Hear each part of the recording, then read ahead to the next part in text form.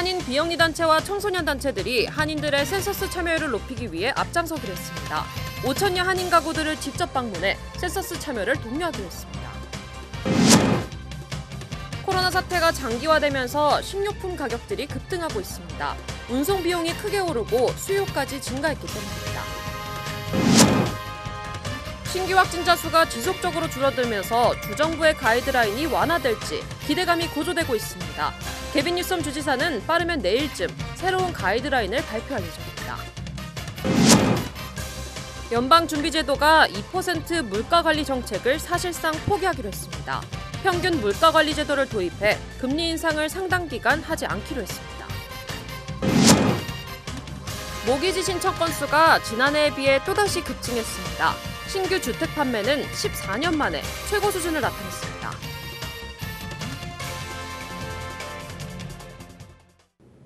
네, 연방준비제도가 2% 물가 유지 정책을 당분간 포기하기로 했습니다. 경기 부양에 올인한다는 의미로 해석됩니다. 관련 소식은 잠시 뒤에 전해드리겠습니다.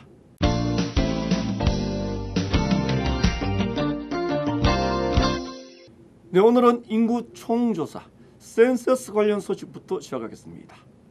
매우 낮은 LA 한인타운 지역의 인구 총조사 참가 비율을 높이기 위해 한인단체들이 직접 앞장서기로 했습니다. 한인 청소년 단체들은 가가호호 직접 방문해 센서스 참여를 호소하기로 했습니다. 먼저 이재린 기자가 취재했습니다. 이번 주까지 집계된 LA 한인타운의 센서스 참여율은 52.9%. 아직 절반 정도 수준입니다. 참여율을 높이기 위해 이번엔 한인 청소년들이 직접 나서기로 했습니다. 한인 가구 5천 곳을 가가오 방문해 센서스 문고리 전단지를 배포할 예정입니다. 이번 2020 센서스는 저희 한인 커뮤니티의 매우 중요한 권리이자 의무입니다. 그런 말이 있지 않습니까? 한 번의 선택이 10년을 좌우합니다. 이번 주말에는 LA 한인타운을 시작으로 비대면 차량 홍보 행사도 열립니다. LA 한인회와 KYCC 그리고 화랑 청소년재단 등은 센서스 홍보 문구로 꾸민 차량을 타고 센서스 참여를 독려할 예정입니다.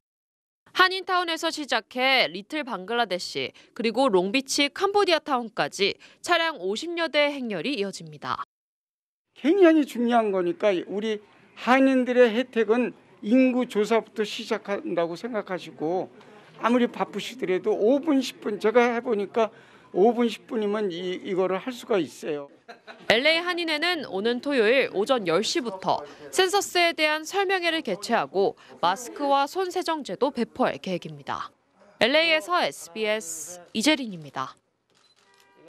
네, 한인 의료업체와 봉제업체에서 코로나 증상자들이 잇따라 확인되고 있습니다. 한인 업체들이 자체적으로 실시한 코로나 검진 결과라고 합니다. 업체를 완전히 폐쇄하기 전에 사전에 방역 작업을 실시하면서 업체들의 피해도 최소화하고 있습니다. 전용훈 기자가 보도하겠습니다. 한인의료협회와 봉제협회 그리고 한인상공회의소가 지난주부터 시작한 현장 방문 코로나 검사. 실시한 지 한 주 만에 모두 19개 업체 500명 가까운 직원이 검사를 받았습니다. 한인의료협회는 지금까지 검사에서 한인 직원 증상자는 미미한 수준으로 나타났다고 밝혔습니다. 하지만 일부 업체에서는 타인종 직원 가운데 증상자가 여럿 나온 것으로 알려졌습니다. 한 업체는 검사 결과 다수의 증상자가 나오면서 2차 방문 검사를 요청하기도 했습니다. 이번 현장 방문 검사는 직원이 개별 검사를 받기 힘든 한인 업체들에게 큰 호응을 얻고 있습니다. 검사 결과가 불과 10여 분 만에 나오기 때문에 증상자를 빨리 파악해 격리가 가능합니다.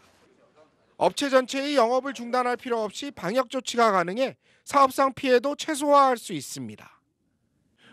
우리 회사에서는 없을 거야. 없기를 바래. 생기면 있으면은 그때부터 내 책임이니까.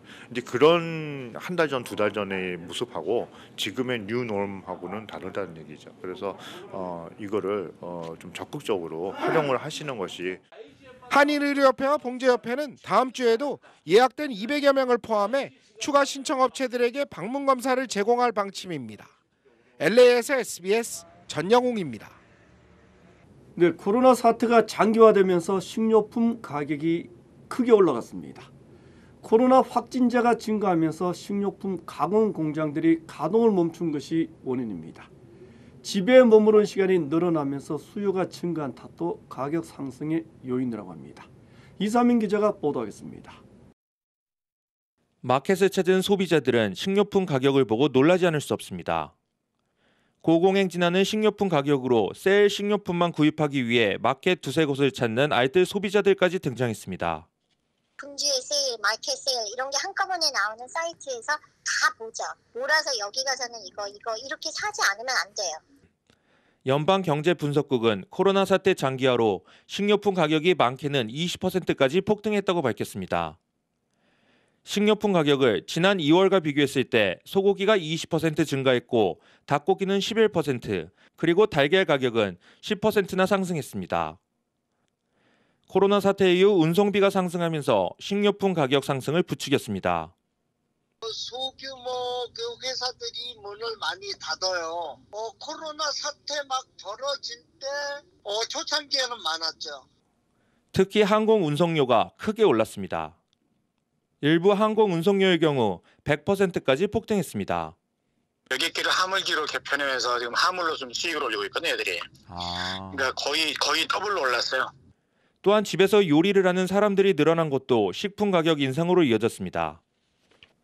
수요에 비해 공급이 딸린다는 겁니다. 경제학자들은 코로나 사태가 진정될 때까지 식료품 가격은 지속적으로 상승할 것으로 전망했습니다. LA에서 SBS 이삼현입니다. 네, 남가주 지역의 신규 코로나 확진자 수 꾸준한 감소세가 계속되고 있습니다. 오늘 하루 주 전체의 코로나 확진자 수는 4,400여 명입니다. 주정부가 고심하고 있는 새로운 가이드라인이 어느 정도 완화될지가 큰 관심입니다. 김민우 기자의 보도입니다. 캘리포니아 주내 1일 추가 확진자 수가 또다시 4,000명대로 떨어졌습니다. 오늘 캘리포니아 주에서 발생한 1일 추가 확진자 수는 모두 4,430명. 사망자는 143명으로 집계됐습니다. 2주 평균 하루 추가 확진자 6,400여 명보다 크게 줄어든 수치입니다. LA 카운티도 1,000명대의 확진자 수를 유지하며 감소세를 이어가고 있습니다. 오늘 하루 1,636명의 추가 확진자와 38명의 사망자가 발생했습니다. 게빈 뉴섬 캘리포니아 주지사는 사업 분야마다 회복 속도가 다르다며 기존 기준보다 완화된 새로운 가이드라인을 발표할 예정입니다. 전문가들은 가이드라인이 완화될 경우 감소세가 이어지고 있는 LA 카운티가 주정부 감시 리스트에서 해제될 가능성도 높다고 전했습니다. 주정부의 새로운 가이드라인이 미용실과 헬스장 등 야외 운영이 힘든 업종에 대한 지침이 완화될지 기대가 높습니다. LA에서 SBS 김민우입니다. 네, LA 카운티 지역 내 학교들의 대면 수업은 매우 신중하게 재개될 것으로 예상됩니다. LA 카운티 보건국은 최대한 안전한 상황에서 학교들의 대면 수업을 허용할 방침임을 분명히 했습니다. 주정부는 일반 비즈니스 재개 조건보다는 더 완화된 인구 10만 명당 200명 이하의 확진자 수를 대면 수업 재개 조건으로 규정하고 있습니다. 일부에서는 다소 완화된 조건을 적용해 학교 대면 수업을 재개해야 한다고 요구하고 있는 상황입니다. 네, 자금 세탁, 그리고 탈세 혐의가 적용된 한인 의료업체에게 무려 1억 1천만 달러의 추징금이 부과됐습니다. 대표적인 한인 업체인 앰비언스 대표는 6년 동안의 수사 끝에 결국 유죄를 인정했습니다. 전용훈 기자입니다. LA 다운타운 의류도매 시장에서 한인이 운영하는 대표적인 대형 의류업체 가운데 하나인 앰비언스. 앰비언스의 대표 노상범 씨가 최근 통관규정 위반과 탈세 등의 혐의에 대해 유죄를 인정했습니다. 합의된 배상 금액만 무려 1억 1,800만 달러입니다. 지난 2014년 9월 국토안보부와 연방국세청 그리고 세관단속국 등은 다운타운 의류도매 시장에서 대규모 수사를 진행했습니다. 연방검찰은 노 씨가 해외에서 의류를 수입할 때 가격을 낮춘 허위 인보이스를 작성해 세관에 보고했다고 밝혔습니다. 무려 4년 6개월여 동안 세관에 8,260만 달러를 낮춰 신고했다는 겁니다. 연방검찰은 노 씨가 1,710만 달러의 세금도 내지 않았다고 덧붙였습니다. 연방검찰은 공모 혐의와 허위 세금 보고 혐의를 인정한 노 씨가 최대 8년의 징역형을 받을 수 있다고 밝혔습니다. 앰비언스 어페럴도 공모와 돈 세탁, 그리고 통관 규정 위반 등 모두 8건의 혐의에 대해 유죄를 인정한 것으로 전해졌습니다. 노 대표는 다음 달 14일 연방법원에 출석할 예정입니다. LA에서 SBS 전영웅입니다. 네, 연방준비제도 페드가 그동안 고수해왔던 2% 물가관리 목표 제도를 일부 수정했습니다. 페드는 평균 물가 상승 목표 제도를 도입하기로 했습니다. 물가가 2% 이상 상승하더라도 당장 금리를 올리지 않겠다는 의미로 해석됐습니다. 현재 제로금리 상태를 당분간은 계속 유지하겠다는 것이 연준의 의지라고 전문가들은 해석했습니다.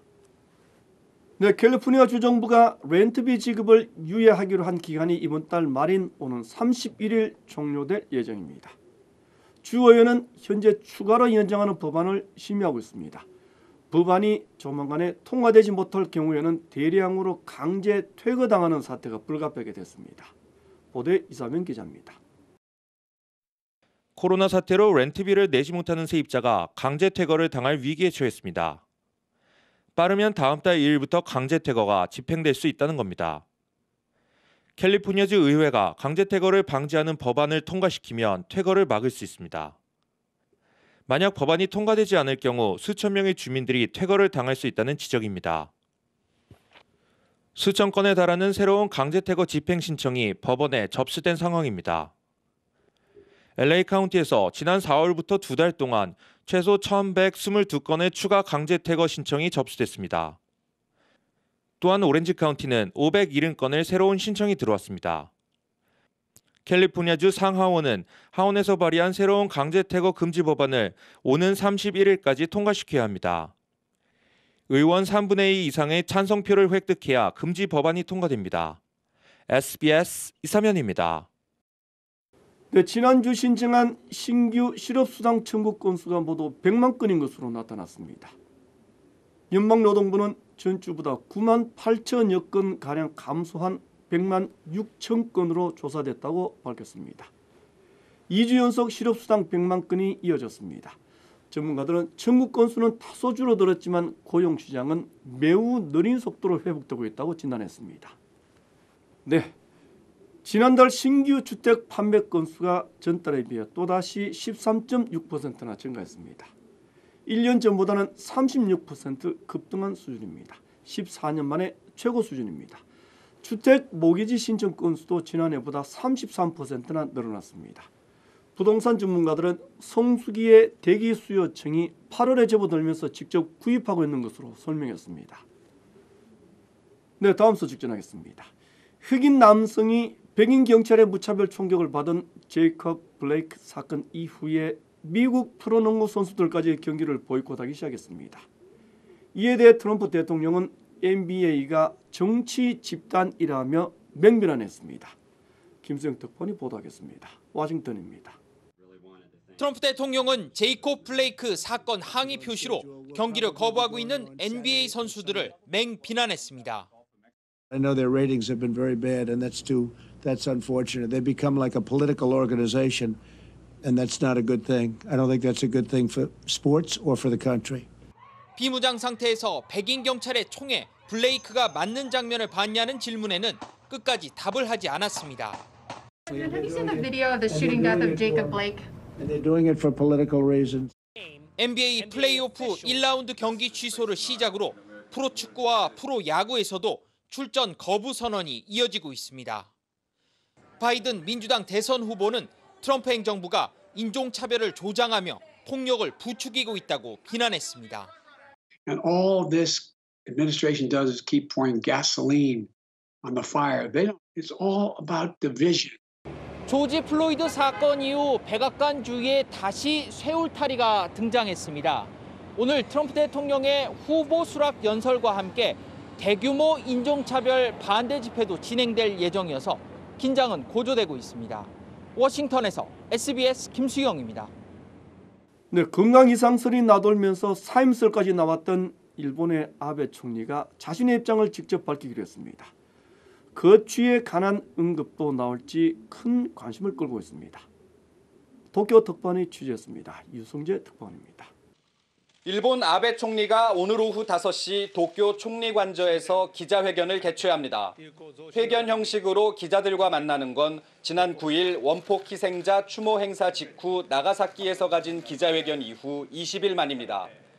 아베 총리는 오늘 기자회견에서 코로나 재유행으로 경영 위기에 빠진 의료기관 지원 방안과 감염 검사 확대 방안 등 일본 정부의 코로나 추가 대책을 발표할 예정입니다.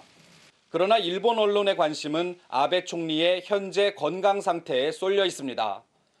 지난 17일과 24일 전례 없이 일주일 간격으로 2차례 병원을 찾아 건강 이상설이 퍼진 데다 지병인 궤양성 대장염이 재발해 약이 듣지 않을 정도로 악화한 상태라는 유력 주간지의 기사까지 나왔기 때문입니다.